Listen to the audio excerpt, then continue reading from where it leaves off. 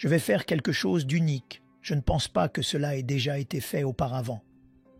Je vais démanteler Mahomet ce soir, le Coran ce soir et la Mecque, et je vais le faire en utilisant uniquement des preuves du 7e siècle, du siècle où cet homme a vécu, du siècle où ce livre a soi-disant été révélé, et du siècle où cette ville existait.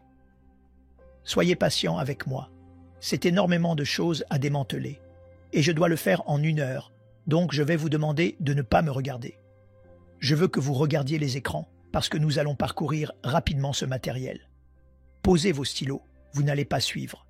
Arrêtez de parler à vos voisins, ils regarderont probablement ici à la place, et après, parce que cela prendra 1 heure entière et probablement un peu plus pour faire cela, je ne ferai pas. Je veux entendre vos questions, mais je ne peux pas le faire d'ici. Donc, nous allons clôturer la réunion, et ensuite, je reviendrai ici devant, et si certains d'entre vous ont des questions à me poser, faites-le. Mais avant cela, je veux présenter des livres que mon bon ami Georges, qui est au fond, lorsque vous irez dans le foyer, regardez ce livre. C'est le livre qui confronte vraiment le Coran, celui dont je vais parler plus tard dans l'exposé d'aujourd'hui. C'est le livre numéro 1 qui a vraiment mis à mal les manuscrits du Coran.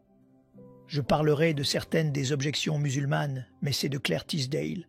C'est là depuis 100 ans, et je ne sais pas pourquoi je suis censé vanter cela, parce que c'est moi qui passe par le British Museum en regardant la Bible comme l'alternative au Coran, mais c'est une vidéo, un DVD, qui vous aide avec ça. Alors passons directement à la critique historique de l'islam.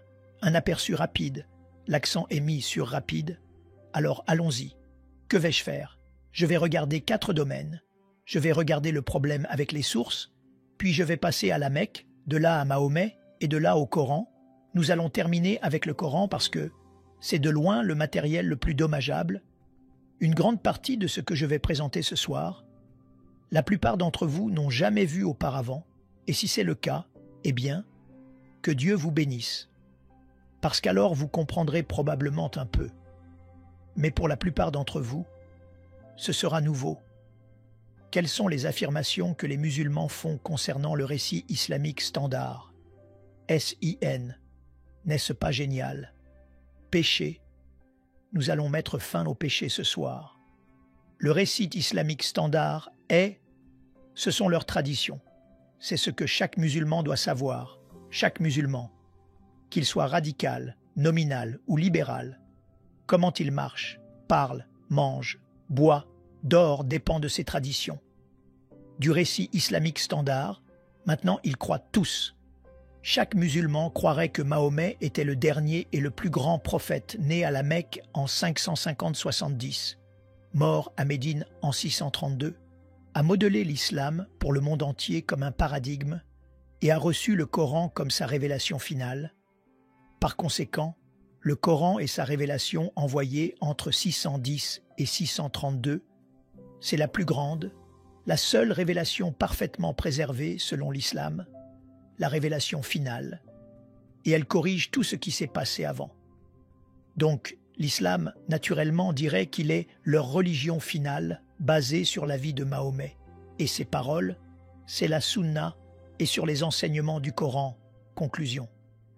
Eh bien, évidemment, ils dépendent de 3 choses. Le livre, l'homme, le lieu, et c'est ce que nous allons confronter ce soir.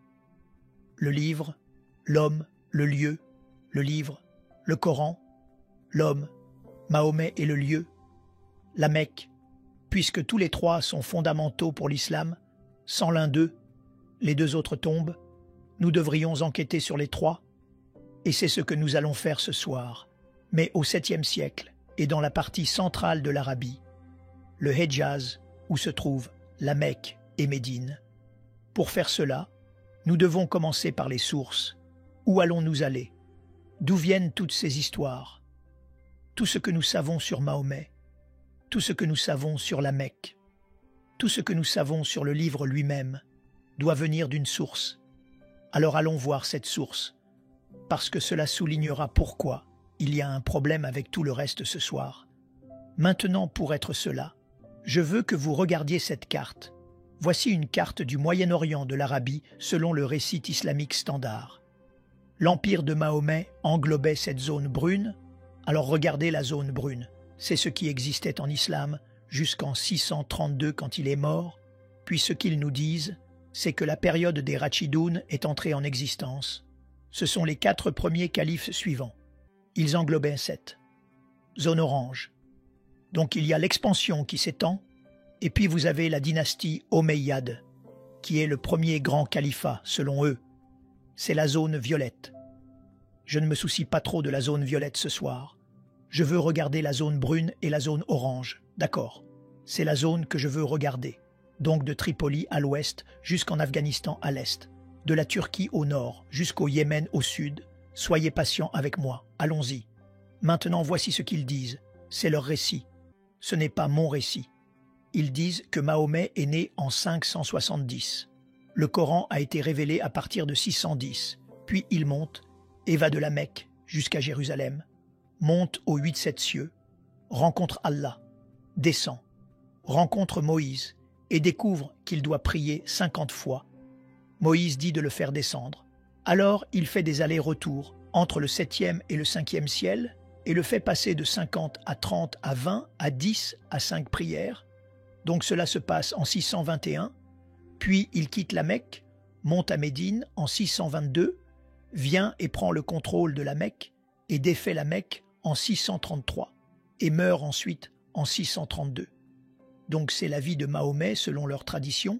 Une fois qu'il meurt, Abou Bakr prend le relais pendant 2 ans, il meurt paisiblement, et ensuite vient Omar qui prend le relais pendant 10 ans, lui ne meurt pas paisiblement, il est tué, et ensuite, bien sûr, Othman prend le relais, et il dure environ 12 ans avant d'être tué, mais pendant qu'il est là en tant que calife, le Coran est finalisé. Donc le Coran, le livre dont nous allons parler ce soir, a été créé. Ce livre que j'ai dans les mains ici vient d'Othman. C'est ce que chaque musulman vous dira. Et puis quand il est tué, Ali prend le relais. Et il ne dure qu'environ 5 ans avant d'être vaincu là lors de la bataille de Siffin par Muawiyah. Donc conclusion, l'islam était entièrement formé dans le Hedjaz en 661. C'est ce qu'ils disent. Croyez-vous tous cela? Nous dirons oui pour l'instant. D'accord. Dans environ 1 heure, vous pourrez dire non. Mais pour l'instant, disons simplement oui. Continuez avec moi. Maintenant, voici la question. Tout ce que je viens de vous dire, comment diable et d'où tenez-vous cela? Eh bien, vous espéreriez que cela vienne de personnes qui vivaient réellement à cette époque, n'est-ce pas? Et de personnes qui vivaient réellement là, des témoins oculaires comme nous l'avons avec Jésus. Matthieu était un témoin oculaire, Jean était un témoin oculaire. Vous espéreriez que la même chose fonctionnerait avec l'islam? Eh bien, allons voir ce que nous trouvons pour savoir qui était Mahomet. Tout ce qui se serait passé, tout ce que je viens de vous montrer. Nous devons revenir aux sources pour toutes ces histoires. Maintenant, Mahomet meurt en 632. La première source que nous obtenons est ce que nous connaissons comme sa biographie, connue sous le nom de Sira. Alors qui a écrit la biographie? Quelqu'un qui connaissait Mahomet, n'est-ce pas? Non. Le premier qu'ils prétendent qu'il écrit est Ibn Ishaq, qui est mort en 765. C'est 130 ans après Mahomet. Y a-t-il un problème là, les amis? D'accord, vous venez avec moi. Continuons. Mais nous n'avons pas Ibn Ishaq. Nous devons aller à ce gars ici. Ibn Hisham, c'est lui qui écrit réellement ce que dit Ibn Ishaq, jette la plupart et ne conserve que ce qu'il aime. Il meurt en 833. Après lui vient qui meurt en 835. C'est ce que nous savons sur Mahomet. Rien d'Ibn Ishaq. Alors débarrassons-nous simplement de lui. Le voilà parti. Mais ce n'est pas la seule chose que nous avons. Ce n'est pas la seule. Nous avons une énorme quantité de matériel sur Mahomet, sur ce qu'il dit. C'est connu sous le nom de hadith. Et les paroles, ce sont les paroles de ce que Mahomet a dit. Elles ont été écrites pour la première fois par Al-Bukhari. Maintenant, regardez sa date, 870. Vous pensiez qu'Ibn Hisham était assez mauvais? C'est 240 ans après les faits, et après lui, il y a d'autres, comme Sahih Muslim, Ibn Daoud Tirmidhi, Ibn Majah, Nasa'i, et puis vous avez Ibn Ishaq. Donc ce sont les 6 compilations de hadiths faisant autorité qui ont été mises par écrit. Mais regardez, elles sont toutes au 9e et 10e siècle, n'est-ce pas? Puis vous avez encore 2 autres genres de ce que nous connaissons comme le récit islamique standard. Le tafsir sera les commentaires qui expliquent le Coran, et puis bien sûr le tariq, qui sera les histoires de toute l'humanité, jusqu'à Mahomet, d'abord écrite par Tabari. Regardez sa date, il est mort en 923. Maintenant je mets leur date de décès exprès. Parce que tout a été écrit normalement dans les 20 ans suivant leur mort, c'est quand il serait écrit. Mais cela pourrait changer et continuer à être manipulé. Je vais écrire jusqu'à leur mort. Remarquez que tout ce que je vous ai montré ne commence même pas à être écrit avant 200 ans. 200 ans après la mort de Mahomet, vous obtenez la Sira, et puis vous obtenez les hadiths 240 ans plus tard. Et ce n'est qu'au 10e siècle que vous obtenez même les 2 autres genres. Le nom d'Abdul Malik. Je le mets là parce qu'il est le premier à nous présenter quelqu'un appelé Mahomet. Regardez quand il introduit cela. Il l'introduit en 692. Mahomet est mort en 632. Vous avez 60 ans avant même qu'il ne soit introduit sur la scène mondiale. Est-ce que cela dérange l'un d'entre vous? Mais le Mahomet dont nous allons parler, le Mahomet de l'islam, ce Mahomet a été introduit par ces gens, les Abbassides. Et ils le font, ils arrivent au pouvoir en 749.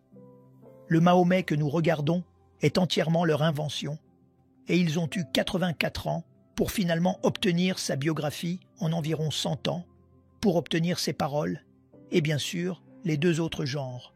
Donc Mahomet a été révélé 84 ans après que les Abbassides l'aient créé, 141 ans après qu'il ait été introduit pour la première fois, et pourtant 200 ans après qu'il ait soi-disant vécu. Ce sont tous trop tard. Maintenant, en plus de cela, jetons un coup d'œil aux gens qui les ont introduits, regardez où ils vivaient, tout ce qu'on nous a dit. Ils disent que cela se passe à la Mecque, à Médine, c'est le Hedjaz, c'est la partie centrale de l'Arabie, ces 2 cercles verts. Et pourtant, tous les écrivains de ces traditions travaillaient à Bagdad, qui est à 1200 milles trop loin au nord. Vous avez Ibn Hisham, qui est né à Bassora. Il a grandi au Caire, mais il a fait son travail à Bagdad. Le Caire est à plus de 990 milles de la Mecque. Bassora est à 1200 milles de la Mecque.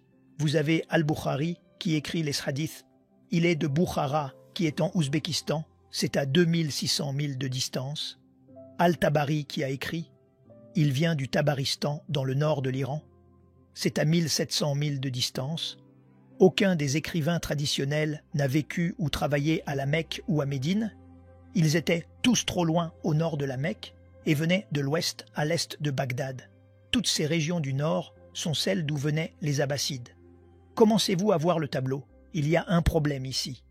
Tout ce que nous savons sur l'homme Mahomet, tout ce que nous savons sur le Coran, tout ce que nous savons sur la Mecque vient de 200 à 300 ans plus tard et de centaines de miles plus au nord, trop tard et trop loin. D'accord? Alors vous dites, eh bien, la même chose se produit dans le christianisme, nous avons le même problème, n'est-ce pas? Faisons la même application, regardons nos hadiths. En fait, mettons le même genre que nous venons de regarder pour connaître le livre, l'homme et le lieu et appliquons à Jésus-Christ. Parce que Jésus-Christ a aussi une sira, n'est-ce pas? C'est la biographie de Jésus, écrite par Matthieu, Marc, Luc et Jean. Ai-je raison? Il a aussi des hadiths. Ce sont les paroles de Matthieu, Marc, Luc et Jean, quand c'est écrit en lettres rouges. Chaque fois que Jésus parle, ce sont des lettres rouges. Donc nous avons aussi les hadiths de Jésus. Nous avons aussi le tafsir. Ce seront les commentaires écrits par Paul. Encore une fois, les commentaires de ce que Jésus disait et faisait. Paul les a ensuite appliqués à Éphèse et à Corinthe et à Philippe. Donc, ce seraient les commentaires. Et puis, nous avons aussi le Tariq, qui seraient les histoires. C'est le livre des actes écrit par Luc. Donc, vous avez exactement les mêmes 4 genres dans le christianisme qu'ils ont dans l'islam. Maintenant, appliquons les dates pour chacun d'eux. Et je vais prendre les dates les plus libérales que je peux trouver. Je vais marcher sur tous vos orteils S'il vous plaît, ne vous fâchez pas contre moi, je le fais pour une raison. Alors, regardons d'abord le tarikh de Jésus, l'histoire de l'Église primitive, écrite par Luc entre 52 et 72-68 après JC. C'est dans les 20 à 30 ans. Vous avez déjà le tarikh de Jésus écrit. Quand vous regardez le tafsir des lettres de Paul, il a été tué en 65 après JC. Il écrivait dans les 50 ans suivant la mort du Christ. Donc, dans les 50 à 34 ans, vous avez déjà les commentaires de Paul, c'est le tafsir écrit. Quant à la sira et au hadith, le premier écrivain à les écrire. Serait Marc en 70-80, c'est dans les 37 ans. Vous avez Matthieu et Luc qui arrivent juste après 80 ans. Et puis, nous terminons avec Jean, qui est le dernier à écrire la sira et les hadiths de Jésus. C'est dans les 57 ans, ce qui signifie que dans les 29 à 57 ans, tous les hadiths du Christ ont été rassemblés. Tous les écrivains du Nouveau Testament ont vécu au même endroit que Jésus, et soit ils le connaissaient personnellement comme Jean et Matthieu, soit ils ont obtenu le matériel d'autres qui ont vu ce qu'il a fait et entendu ce qu'il a dit, comme Marc et Luc. Vous faites une comparaison entre ces deux. Quand nous comparons ces deux différents genres de littérature, le christianisme sait tout sur son livre, l'homme et le lieu dans les 15 à 60 ans, l'islam doit attendre 2 à 300 ans. Lequel, pensez-vous, est le plus autoritaire? Regardez la comparaison. Les amis, Dieu merci, nous n'avons pas ce problème en comparaison. Si nous devions dépendre des sources pour Jésus par rapport à ce dont les musulmans dépendent pour Mahomet, Jésus ne commencerait pas à apparaître avant le IIIe siècle. Comment le défendrions-nous? Pourtant personne ne pose la même question à l'islam jusqu'à ce que nous le fassions maintenant ce soir. Donc je vais faire un pas de plus. Vous vous souvenez que je viens de vous dire qu'Ibn Hisham a écrit la sira de Jésus et qu'il est mort en 833 et que c'est 200 ans après les faits. Vous m'avez entendu dire ça, n'est-ce pas? J'ai menti. Nous n'avons rien d'Ibn Hisham. Rien n'a été écrit qui a été écrit par cet homme au IXe siècle. Alors d'où pensez-vous que vient ce livre? C'est le livre que vous devez tous lire si l'un d'entre vous fait une étude sur Mahomet. Vous devez lire La vie de Mahomet écrite par Alfred Guillaume. C'est l'ouvrage de référence que tout le monde doit consulter. D'où pensez-vous qu'il vient? Il ne vient pas d'Ibn Hisham. Il vient de ce monsieur ici, Heinrich Ferdinand Wüstenfeld, un chercheur allemand, arabisant, vivant dans les années 1800, qui pendant 2 ans, entre 1858 et 1860, est allé dans 4 villes allemandes différentes, c'est en Europe, dans différentes écoles et certainement différentes bibliothèques, et il a simplement commencé à rassembler tout ce qu'il pouvait trouver sur cet homme nommé Mahomet, l'a rassemblé pendant cette période de 2 ans et l'a publié en 1860. C'est la biographie que vous devez tous lire parce qu'elle a été prise par Alfred Guillaume, qui l'a traduite d'abord en français, puis en anglais. Tout ce que nous savons sur Mahomet vient de ce chercheur allemand, et cela ne date que de 160 ans. L'homme dont les musulmans dépendent pour savoir qui était leur prophète ou ce qu'il a fait est un linguiste allemand âgé qui a écrit l'histoire de Mahomet il y a 160 ans, donc plus de 1000 ans trop tard. Pouvez-vous imaginer comment ils vont défendre cela? Comment, s'il y a des musulmans ici, allez-vous défendre votre prophète maintenant en regardant à quel point tout est tardif concernant ce qu'il a fait là-bas, soi-disant au 7e siècle? Vous pouvez le voir dans le dilemme pour les chercheurs aujourd'hui. Leurs conclusions sont que l'islam, tel que nous le connaissons, n'existait pas au 7e siècle, mais a évolué sur une période de 5 siècles, 2 à 300 ans. Le Coran n'a probablement pas été révélé à un seul homme en 22 ans comme les musulmans nous le disent, mais a probablement évolué sur une période de 50 à 100 ans. La conclusion, l'histoire de l'islam, au moins depuis l'époque du calife Abdul Malik, 685 à 705, et avant, est une fabrication ultérieure. Maintenant, si c'était le cas, le problème est-ce bien? Que allons-nous faire? Comment se fait-il que vous puissiez voir ce qui les préoccupe? Ils ont dit, eh bien, où devons-nous aller? Je suggérerais, retournons au 7e siècle, puisque nous ne pouvons pas faire confiance au 9e et 10e siècle. Pour ce que Mahomet faisait ou comment était le Coran au 9e et 10e, désolé, Retournons au siècle où vivait Mahomet, retournons au siècle où la Mecque existait, et retournons au siècle où ce livre a été écrit. Alors, commençons par la Mecque. Pourquoi je veux commencer par la Mecque? Vous verrez pourquoi.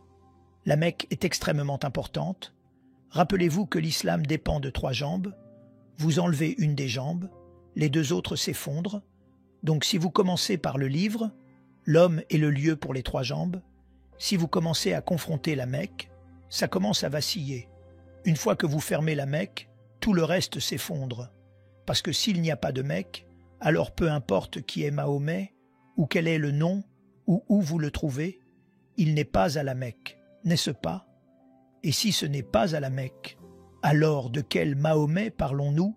Et peu importe quel Coran nous regardons, il ne vient pas de la Mecque. S'il ne vient pas de la Mecque, bingo! Alors, vous avez un Coran différent. Alors, fermons d'abord la Mecque. Commençons par la Mecque et voyons ce que nous pouvons trouver. Maintenant, c'est ce qu'ils prétendent, selon les traditions, selon le récit islamique standard. La Mecque est où Adam et Ève sont jetés au chapitre 7, verset 24 du Coran. Ils sont chassés du jardin d'Éden à la Mecque. Donc évidemment, c'est la plus ancienne ville de l'histoire. N'est-ce pas? Il faut avoir des gens pour avoir une ville. Et il n'y a personne avant Adam et Ève. Donc c'est évidemment la plus ancienne ville de l'histoire. C'est là qu'Abraham a vécu selon le chapitre 21 du Coran, versets 51 à 71. C'est 1900 avant JC. Donc elle devait avoir existé, alors désolé. Revenons en arrière. C'est aussi le centre du commerce nord-sud-est-ouest. Donc ce devrait être l'un des lieux les plus connus et les mieux documentés de l'histoire. Maintenant, c'est aussi, selon le Coran, le centre de l'histoire. Mais voici le problème. Ouvrez le Coran et voyez si vous pouvez trouver ce mot, la Mecque, dedans. Vous ne le trouverez qu'une seule fois, au chapitre 48, verset 24. Donc ce n'est pas un livre, ce n'est pas un lieu auquel on fait très souvent référence, sauf une fois, c'est le lieu du prophète. Alors, regardons et voyons ce qu'il dit sur le lieu du prophète dans le Coran. Eh bien, c'est la mère de tous les établissements, selon le chapitre 6. C'est là où Adam et Ève ont été jetés. Selon le chapitre 7, c'est là qu'Abraham a vécu. Selon le chapitre 21, c'est là que Mahomet est né. Et c'est aussi là que la Mecque est devenue le centre de la Qibla, la direction de la prière, selon le chapitre 2. Maintenant, ce qui précède implique que des gens y ont vécu depuis le tout début. Pourtant, la seule référence que nous pouvons trouver est le chapitre 48-24, si c'est un lieu si important. Pourquoi n'y a-t-il qu'une seule référence? Si vous regardez les traditions qui sont écrites beaucoup plus tard, elles sont écrites au 9e et 10e siècle. La Mecque existe maintenant, ce n'est pas un problème, mais regardez où elle la place. Remarquez ce que disent les traditions.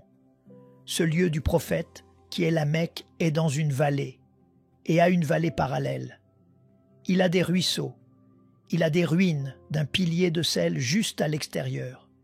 Il a des champs et des arbres, et de l'herbe et des fruits, et de l'argile, et du limon, et des oliviers. Les amis, ça a l'air d'être assez verdoyant, n'est-ce pas? Beaucoup de végétation, beaucoup d'eau. Regardez la Mecque, il n'y a pas de ruisseau. Il n'y a rien de tout cela à la Mecque, et il n'y en a jamais eu historiquement. Il n'y a jamais eu d'eau. Donc évidemment, ce à quoi les traditions font référence, ce n'est pas la Mecque que nous connaissons aujourd'hui. Quand vous regardez et déballez le Coran, vous le regardez. Vous remarquerez qu'une grande partie de celui-ci fait référence à des lieux géographiques. 65 références géographiques. Mais seulement 9 lieux sont nommés et encore, il fait référence à ces gens de 23 fois ces gens de c'est l'us biblique, 24 fois les gens de Tamoud, ce seraient les Nabatéens, c'est 7 fois les gens de Madian, ce sont les Madianites, mais jetez un coup d'œil sur la carte et voyez où ils sont tous placés. Ils sont là-haut, en Jordanie. La Mecque est tout en bas de la carte. La voyez-vous là-bas? Il y a 600 000. Si ce prophète avait un contact quotidien avec ces gens de Madian, il devrait avoir un hélicoptère ou un avion pour monter et descendre en 1200 000 en une seule journée. Il n'avait pas d'hélicoptères à l'époque. Pouvez-vous voir un problème, les amis? Évidemment. Qui que soit ce prophète qui a cette relation avec tous ces gens, soit il devait vivre là-haut, soit ce n'est rien de plus que de la fiction. Quand nous regardons les prophètes, un prophète après l'autre, Adam et Ève, Seth, Ismaël, Noé, Saleh, la reine de Saba, Daniel, ils ont tous été enterrés à la Mecque. Plus de 300 prophètes sont enterrés à la Mecque. Maintenant, quand ils sont enterrés dans une position agenouillée, afin qu'ils continuent à être préservés dans cette position agenouillée. Si c'était le cas, qu'ils soient encore là aujourd'hui, n'est-ce pas? Alors regardez toute l'énorme quantité de construction qui se passe autour de la Mecque. C'est la construction que vous voyez là. Cette tour est le 4e plus haut bâtiment du monde. Quand vous la regardez, vous remarquerez tous les bâtiments autour. Vous devez avoir d'énormes fondations pour construire quelque chose d'aussi haut. Comme ils construisent ces fondations, ils auraient dû tomber sur un prophète. Ils n'en ont trouvé aucun. Ce qui suggère qu'aucun de ces prophètes n'a été enterré là. Si ce qui précède était vrai, cela signifierait que presque toute la Bible devrait être réécrite, car tous nos prophètes sont à 600 à 1000 milles plus au sud. Alors quand est la première référence que vous pouvez trouver sur la Mecque? Elle vient de l'Apocalypse du Pseudo-Méthode, continué Auto-Byzantium, Arabica 741 après JC. Mahomet est mort en 634, 632. S'il a même vécu, c'est plus de 100 ans plus tard que nous obtenons la première référence à cela. Qu'en est-il des cartes? Est-ce que la Mecque y figure? Ptolémée est la meilleure source à consulter, car il a écrit la géographie de l'Arabie.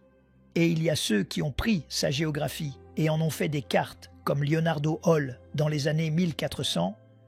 Remarquez que lorsque vous regardez la carte, la Mecque n'y est pas.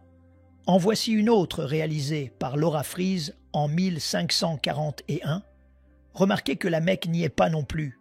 En voici une autre mettant ce que Ptolémée a dit, réunie en 1571 par Sebastian Münster. Même problème. La Mecque n'existe tout simplement pas sur aucune de ces cartes. Voici une carte du 7e siècle qui a été rétablie jusqu'en 730. Voyez-vous? La Mecque dessus. Moi non. En voici une autre rétablie jusqu'au 7e siècle. Pouvez-vous trouver la Mecque sur l'une de ces cartes? Pas une seule. Donc certainement que Ptolémée ne connaissait pas cet endroit. Quand vous regardez les Qiblas, ce sont toutes les directions de la prière. Maintenant, rappelez-vous qu'au chapitre 2 du Coran, toutes les Qiblas étaient dirigées vers la Mecque selon le Coran lui-même. Dan Gibson, qui a fait le meilleur travail sur ce sujet, et il a examiné plus d'une centaine de mosquées, et il est allé à toutes leurs Qiblas, et remarquez ce qu'il a trouvé. Du 7e siècle jusqu'au 8e siècle, jusqu'en 706, chaque Qibla fait face à Pétra, pas une seule Qibla ne fait face à la Mecque. Nous sommes au 8e siècle. Nous ne pouvons toujours pas trouver de mosquée faisant face à la Mecque. Ce n'est qu'en 715 que la première mosquée fait face à la Mecque. Qu'est-ce que cela vous dit? Pendant 100 ans, ils n'ont jamais su où était la Mecque et fixé le fait. Regardez où se trouvent toutes ces Qiblas. Elles sont à Médine, en Chine, en Inde, en Syrie, en Égypte, en Israël, en Jordanie, partout dans le monde, et pourtant aucune d'entre elles ne semble savoir où était la Mecque pendant plus de 100 ans. Ils ne savaient pas où était la Mecque. Étaient-ils si ineptes, ou est-ce que la Mecque existait même? Maintenant, nous arrivons à la théorie de la route commerciale. Et c'est ce que Montgomery Watt a aidé les musulmans. Il a essayé de les aider à montrer que vous pouvez trouver la Mecque si vous regardez simplement la route commerciale. Le commerce passait par la Mecque. Maintenant, le commerce avait l'habitude d'aller de cette façon, directement à travers le golfe Persique jusqu'à Bassora, à travers l'Irak, à travers la Syrie jusqu'au Liban. Mais ensuite, vous aviez les Sassanides qui ont commencé à guerroyer contre les Byzantins, et pendant 200 ans, du 5e au 6e et 7e siècle, ils ont fermé le golfe Persique à cause de ces guerres. Donc, le commerce a dû être réacheminé. Alors ce que dit Montgomery Watt, c'est qu'ils sont allés de l'Inde. Rappelez-vous que tout le commerce vient de Chine et d'Inde, Ils ne peuvent pas aller au nord à cause de l'Hindou-Kush et de l'Himalaya. Alors ils traversent la mer d'Arabie. Ils viennent à Aden. Ils sont au sud et ils vont zip 1250 milles jusqu'à Gaza au nord. Maintenant remarquez que la Mecque est à mi-chemin. Et donc...